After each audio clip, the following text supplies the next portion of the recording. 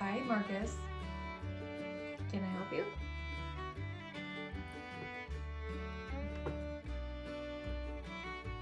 Hi everyone, welcome back to my channel. My name is Megan and welcome back to my channel, The Crafty Quinn. And I am doing a very different style video today, and that is doing a stash swap. And I'm doing this swap with a bunch of other really creative ladies that are on this playlist, so make sure to check out all of the other videos in the playlist as well. So we sent items to each other, and just 10 items from our stash, and everybody on the playlist received a package from one another, and we had to figure out what to do with this 10 items. And so I have a very unique box because Annie, I got Annie Jones, she sent them to me, and there was a bit of a mix-up with the boxes, so she ended up sending me all new Dollar Tree items. So I was like, okay, I'm just gonna pick 10 of those items, but like I said, there's a bit of a mix-up, so there's actually more than 10 items in this box. So I had the unique task of selecting 10 items out of possibly, maybe, I'm just guessing by looking at it, I'm gonna say maybe 30 items, I'm not sure. But yeah, so we're gonna take a look at what Annie sent me. So first up, we have these Dollar Tree wood cutouts from the Crafter's Square, and glad I didn't pick those up at the store the other day. And now we have some more of those wood signs from Dollar Tree. By the way, everything obviously is from Dollar Tree. This is a Dollar Tree stash swap that we're doing. So those were some fun cutouts. And then there's a really thick wood cutout. It looks like it has 10 layers, but so I'm curious what I'll do with that.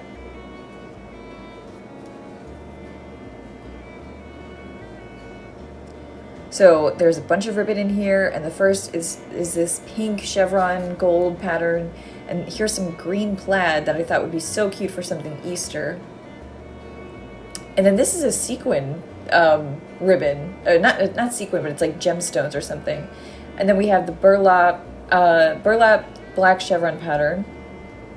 And then we have the Dollar Tree infamous Farmhouse ribbon that I'm now obsessed with. And it has such cute patterns. And then this mermaid off-duty box or something. And then we have the pattern hearts, and then it's a mermaid ribbon, and then we have this really kind of burlappy looking farmhouse ribbon, and then we have the wooden dowels. I'm trying to keep up with everything coming out of the box. And then those squares or rectangles. And then we have the gold chevron, and then this was I guess a cutting board of some sort, and then we have the blue gold chevron, and then this is a silver metallic marker that Dollar Tree sells. It's for writing on glass, it seems like. And then this was a green sequins, a sequin ribbon. Can't talk today, sorry. And then we have a couple of those Dollar Tree crates. Really excited to use those. And then we have not one, not two, but 3 shadow boxes. And my Dollar Tree does not sell any of these, so thank you so much, Annie, because these are wonderful and I will gladly put them all to use.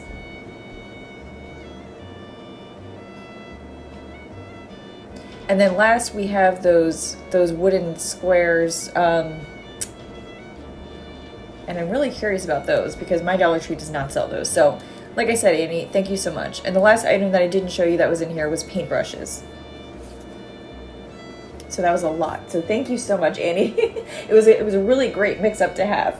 So as I mentioned today, today's video is extra special because the lovely crafters I've linked to in the description of my video below are doing the stash swap playlist giveaway with me. So this is a giveaway video. This is I want to say maybe my first or second giveaway video. Anyway, so to be entered to win a $50 Amazon gift card, all you have to do is leave a comment on each of our videos. And it's just really that simple. So let's get back to the crafting. So I'm just painting the shadow box, the back of it. And I'm using my new miter shears that I'm obsessed with to cut through these wooden pieces. I had to find something to cut through these wooden pieces, and I saw Dollar Mom use these miter shears on one of her videos, and I was like, oh my gosh, I need to have a pair. So I found them at Home Depot, but I also found them on Amazon so that you can pick up a pair too. So I've linked to that in the description below. And so here I'm taking my antique wax, and I'm just using a wet wipe, and I'm just trying to stain the wood pieces with the Waverly antique wax. And that's kind of like my go-to thing now. I've started staining things. And as you can tell in the back, my cat, the crafty kitty, Marcus, was super interested in watching this. You'll notice a bunch of my pets in the background, so keep an eye out for them because they're super cute.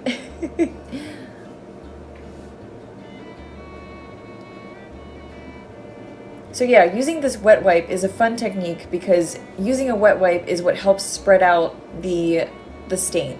And there's a couple different ways you can spread out the stain on your crafts. You can use a paintbrush, you can use this wet wipe.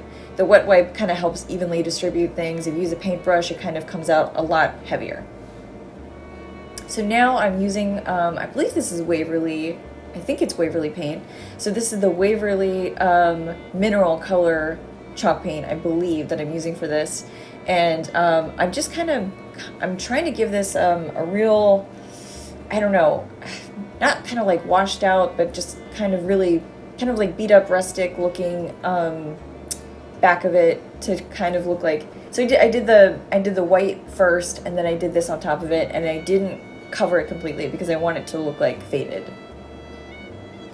So that is what I did here. And of course I did not show you it, so you will see that shortly. So what I'm doing now then is I'm going to create a little house. I'm going to make this into a little house. And so I'm just gluing the wood cutouts that I just cut with my miter shears onto each side of this shadow box for the very top. And so all you have to do is just hot glue it.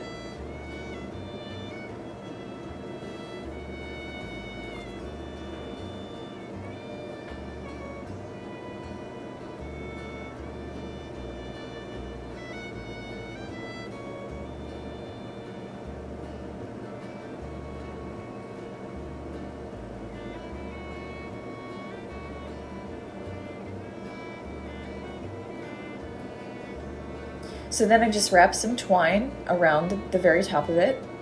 And so what I used from the stash now was the two of the ribbons that she sent me.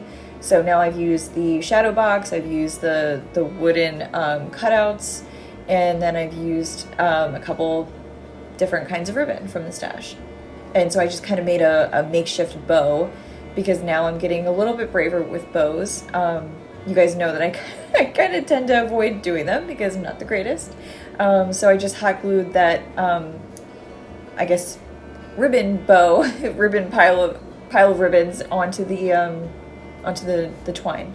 So now I'm taking I'm taking one of those rub-on transfers, and I'm using the Home one. And those new Dollar Tree rub-on transfers are great, and the one I took it from there's a bunch of words all on the sheet, so you have to just kind of cut around it and pick out the best one you like.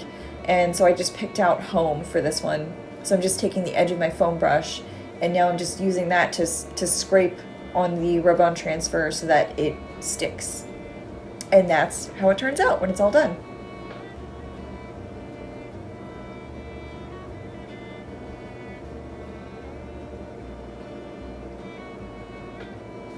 So next we have those Dollar Tree palettes that I was super, I keep calling them crates, sorry. They're Dollar Tree palettes, and I was super excited to use these because they're like, they look like the mini palette boards. So I was super excited to use these because I've been thinking for a while that I wanted to make these into coasters. And so I was really excited to get a couple of these because I realized I sent my palettes to someone else on the playlist, I believe. So now I got them back. So I just turned them into coasters. So I'm taking a couple more of those rub-on transfers, and since I only have 2, I do want to make a set of 4, so I'm going to have to go to Dollar Tree and pick up a couple more of those. But these are going to say family and friends.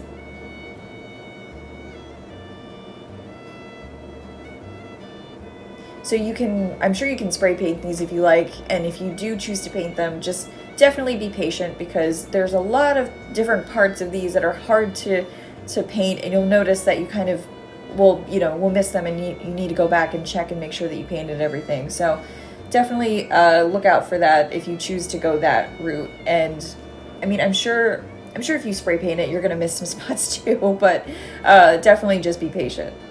So since I want these to be drink coasters, I am just using a layer of the matte Mod Podge for this, and I definitely recommend doing at least a couple coats of this, because I mean, if you want, you know, drinks on here, and you know, they might have some condensation, and you know, you don't want it to mess up the pretty rub-on transfers. So definitely do at least a couple coats of that.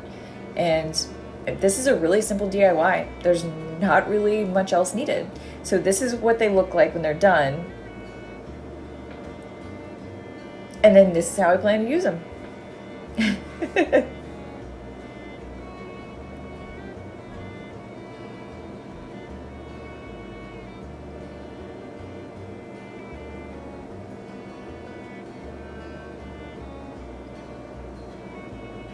So yeah, I'm a little bit obsessed with these, and I'm so excited for summer now.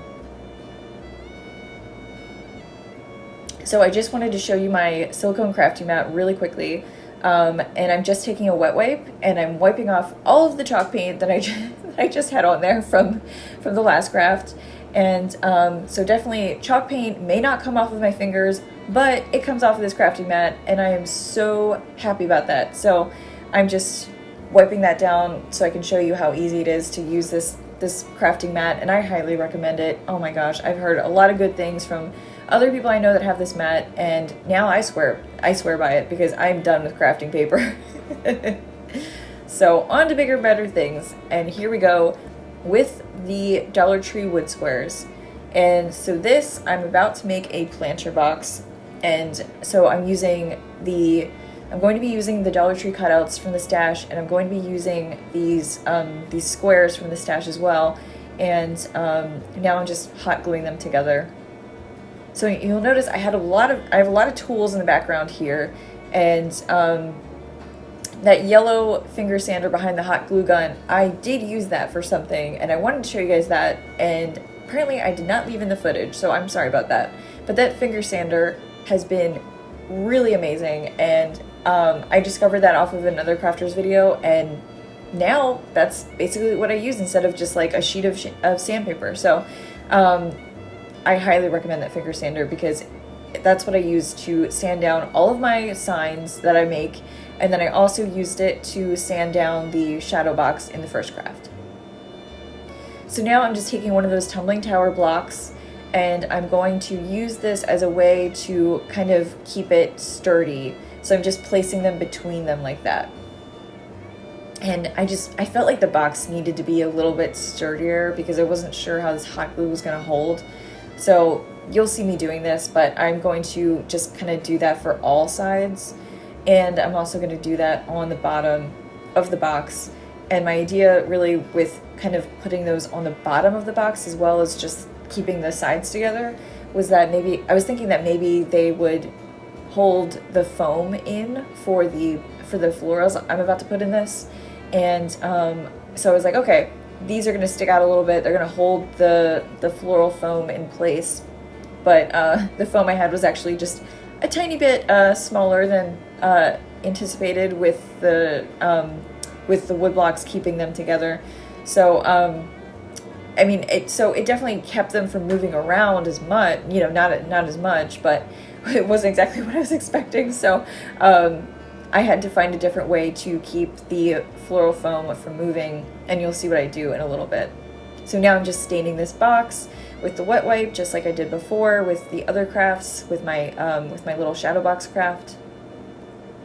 So I'm just speeding this up, because obviously this needs a lot of stain.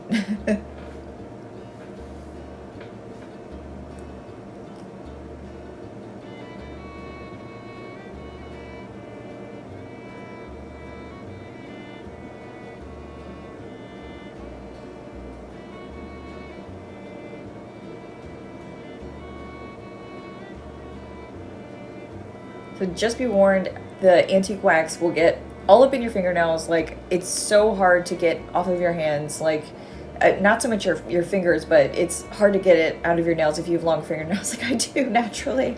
So be warned. And right on schedule, here's the crafty kitty. Anytime I have like plants or something, that's definitely a trigger for him. He just comes running. I don't know why. He's just, oh my gosh. I don't know if he just like is sniffing the box or if he licked that box at one point. I'm not quite sure, but that's another thing he likes to do. I don't know, with the wood pieces for my crafts, he's just obsessed with them. So anyway, I'm about to use the Walmart florals, and these are the Walmart 97-cent florals, and I definitely recommend going to look for these at Walmart right now. I just found them recently, so they should still be there, but I am just now very gracefully cutting the florals off of the stem that holds them all together. And I was having a laugh when I was watching this earlier during the editing process, and I was like, wow, I am really struggling here.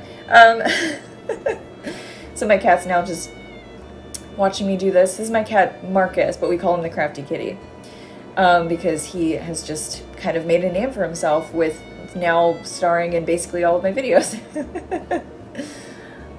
So now I'm just cutting some of that Dollar Tree Spanish moss, and oh my gosh, when you cut that stuff, be careful because it goes everywhere. Like you just saw, like it went in my hair and everything. So now I'm using the Spanish moss, and I'm using that to keep the floral foam from moving instead of using those tumbling tower blocks like I had thought. I'm just putting the Spanish moss around all sides of the floral foam, and that is keeping it exactly where I want it, in the very middle of the box. So now I'm just trying to arrange it in a way that looks pretty. So that is the Walmart lavender, and then the other greenery that's with it, I believe that's the Walmart eucalyptus, possibly. I could be wrong, but I believe those might have been the ones that are both 97 cents. I know the lavender is for sure, but so they only have like a couple others, it seemed like, at my Walmart that were 97 cents, because a couple others were ranging in price from $1 to $2. So typically I don't like to spend a ton of money on florals, so that really worked for me. And there we have it. It's all arranged. And now I'm using my handy dandy Ladybug vacuum for all of the crumbs that I get on almost every craft. And this has been a huge help. And a lot of other crafters I know use this too, because I mean, you need something, because otherwise you're just, so wiping off the mat with your hands, and it's just so annoying, and it gets everywhere. So that's been super helpful. So I've linked that down for you below too. So I'm just taking some Waverly gray, it's the mineral color chalk paint, and as you guys know, I love using chalk paint for my crafts because it dries quickly. So for the sake of making videos, that's super helpful. So I just covered that heart completely, and that was one of the heart cutouts from the stash that Amy sent me. And now I'm just wrapping some twine around the box. I was trying to figure out what to do with this. I was like, I really want the heart on here, but I'm like, how could I make this also more rustic or stand out in some way? So now I'm just taking my Waverly white chalk paint on the sponge brush, and I'm just kind of like lightly swiping it, just because I want to give it a little bit of a weathered look.